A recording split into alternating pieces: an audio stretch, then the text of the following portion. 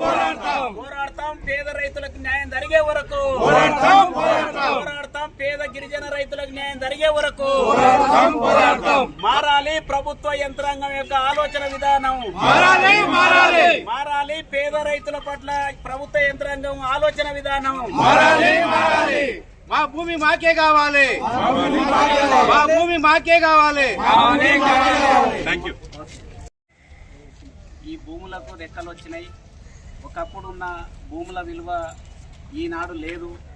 కోట్లకు పడగలెత్తే పెద్ద మనుషులంతా కూడా మోకిలను బేస్ చేసుకొని లేదా శంకరపల్లిని బేస్ చేసుకొని పెద్ద ఎత్తున ఒక మాఫియా ముఠానే దీని మీద కేంద్రీకరణ చేసి పెద్ద ఎత్తున వ్యాపారం చేస్తున్న తరుణంలో మోకిళ్ళ తండాకు సంబంధించిన గతంలో 1967లో ప్రభుత్వం పేద గిరిజనుడైనటువంటి వాల్యా నాయక్కు మరి అప్పట్లో ప్రభుత్వం 5 ఎకరాల భూమిని కేటాయించింది. 5 ఎకరాల 2 గుంటల భూమిని కేటాయించింది.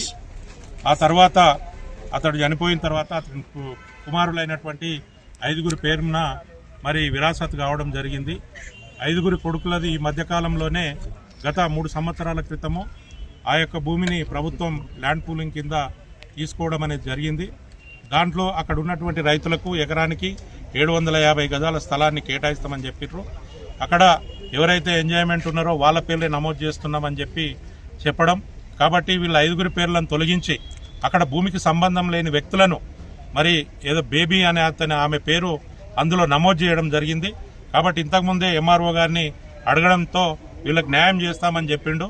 కాబట్టి ఏదైతే ఇతరుల పేర్లు ఎంజాయ్మెంట్లో లేనటువంటి పేర్లను ఏవైతే నమోదు చేసిరో వాళ్ళ పేర్లు తొలగించి ఈ 5గురి పేర్లను దాంట్లో నమోదు చేసి ఈ 5గురి గిరిజన రైతులకు న్యాయం చేయాలని చెప్పి కమ్యూనిస్టు పార్టీగా మేము డిమాండ్ చేస్తా ఉన్నాం.